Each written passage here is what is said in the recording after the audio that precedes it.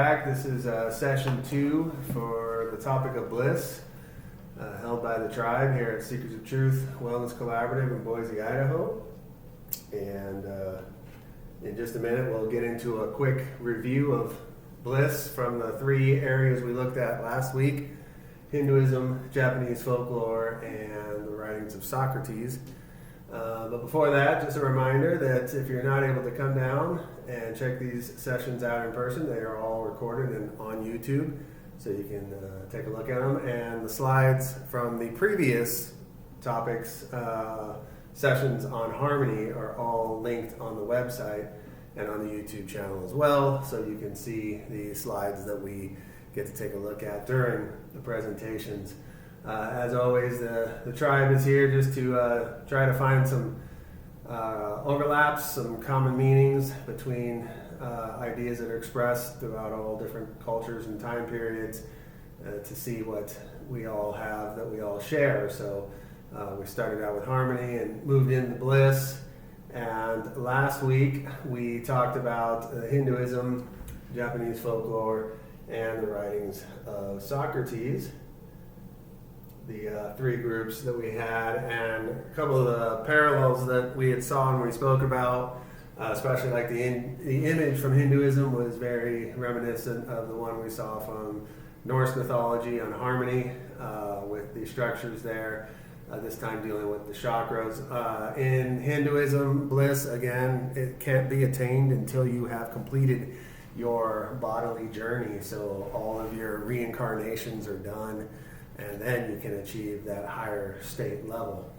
For Socrates, it was quite different, because he said that it could be learned during your normal life, that people can learn happiness or bliss in their daily lives through practice.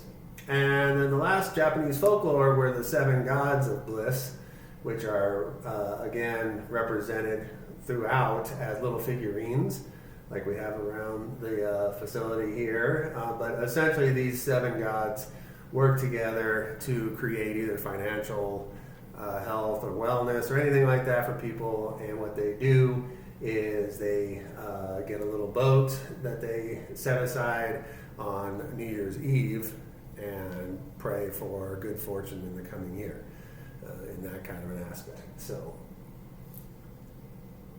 this time around, we are going in a little different realm, as we're going to look at 2 different authors, as well as then another spiritual group to see some of the things there. So this first piece, Bliss in the Power of Myth, takes us to the writings that we may not expect from here, and that being of Joseph Campbell, who is the creator of The Hero's Journey, which every movie from Star Wars to Lord of the Rings, you name it, is based on the things that the hero does. And he is actually credited with coining the phrase, follow your bliss. So if you've ever heard follow your bliss, it came from Joseph Conrad and his teachings on the power of myth. Joseph Campbell? Yep, that's him there. You said Conrad? Oh, did I? Yeah. Another author. Okay. Joseph Campbell, sorry, 1904 to 1987. And so follow your bliss. If you do follow your bliss, you'll put yourself on a kind of track that has been there all the while waiting for you. And the life you ought to be living is the one you are living. When you can see that, you begin to meet people who are in the field of your bliss, and they open the doors to you. I say follow your bliss and don't be afraid. Doors will open where you didn't know they were going to be if you follow your bliss. Doors will open for you that wouldn't have opened for anyone else. So again, he's sort of inserting that idea and that concept within that cycle of the hero's journey. It's a sideline to it. It's not a portion, its own little one, like crossing the threshold or call to adventure, but it sort of would follow around with the reward part. And then all of those things, it's sort of like the goal, the prize at the end, as he says, has always been there waiting for you if you're able to follow it.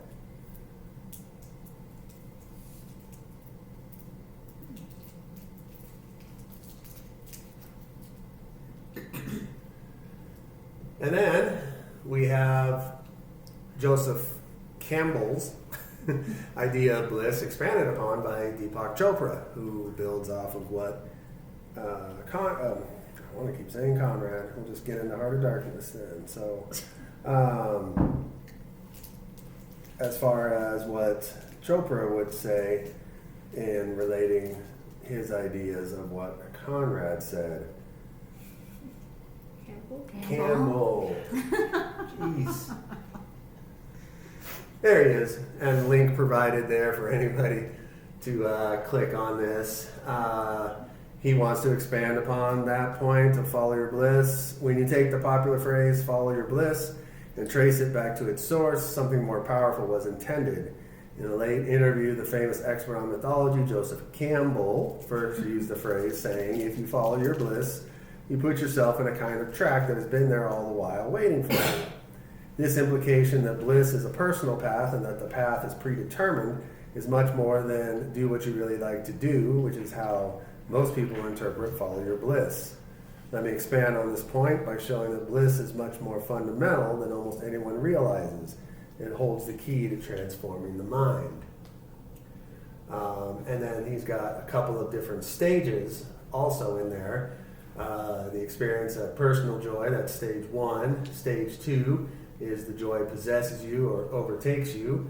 And then stage 3 is that bliss becomes your default state. You don't have to try any longer because you're already there in that aspect. Doing what you really like to do is certainly a good idea. It's much better than the opposite, doing what you have to do even though you don't particularly like it.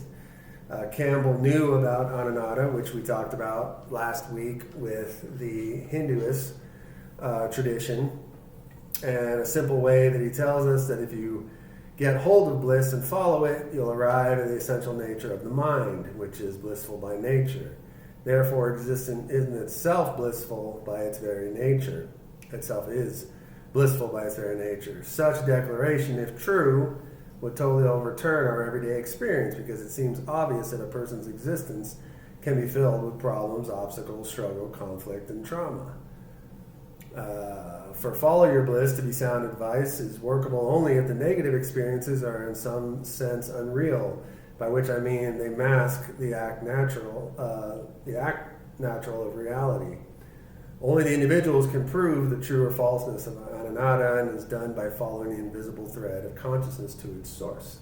So that gets into his 3 stages of the experience of the joy, it overcomes you, and then becomes your default state. So taking it into another level, like we said, but also connecting it back to Hindu belief of this state. But for Campbell, it's also something that I think you'd be able to exhibit and go into while you're still here on this planet in this form, where, like we said last week, for Hinduism, it's at the end of all that.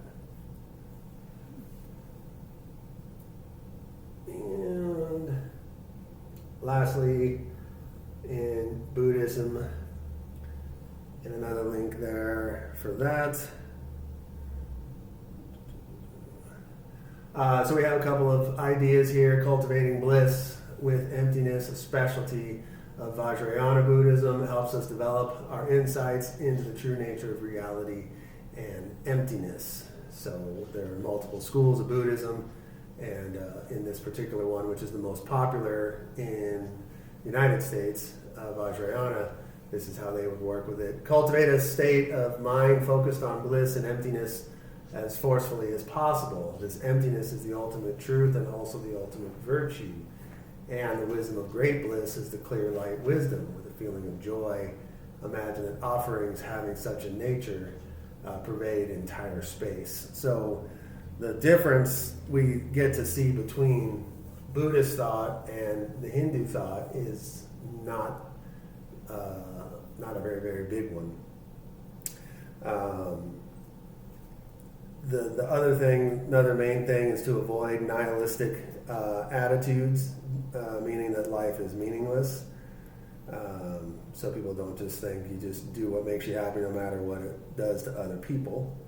According to the Dalai Lama, cultivate a state of mind focused on bliss and forcefully as possible. So that quote up there is that focus in mind and sort of building that out within yourself. And something else that we had talked about last week, which this also sort of pulls into as well, is if you do this for yourself, then that should trickle out into your work, your home, any of that kind of stuff, and impact others, and then they can pick up on it as well, and then maybe they can start to work towards that for themselves. So on the surface, putting together Deepak Chopra and Joseph Campbell with Buddhist thought or Hindu thought or even Japanese folklore may not have been like the first line, but this just illustrates the connections that people are thinking about these things in their own different spaces, whatever their work is, their publication in Campbell's space, teaching this at university, as well as having his books in there about transformation. Then getting somebody like Chopra to take a hold of that and the psychological aspects, sort of integrating some of those Buddhist Hindu thoughts into that kind of a physical practice, getting more of that self-help kind of concept, and then having the teacher group, the Buddhists, who would actually you attend and you go through all of the works that you do there to sort of try to pick that up in and of itself there. So three different, in my mind, three different very different groups, but amazing how they all come together.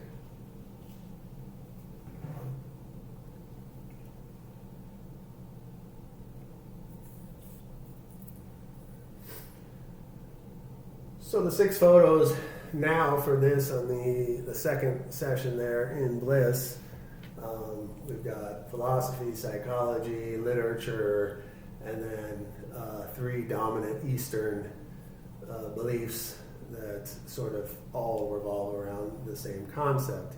And when you look, you would think maybe that happiness would be the easier search, but there is so much information on the word bliss and how it comes out from other cultures that it doesn't have to necessarily be found under there. You can find and see what all of these groups are talking about, and then dig a little bit deeper with some of the links that we've got provided there too.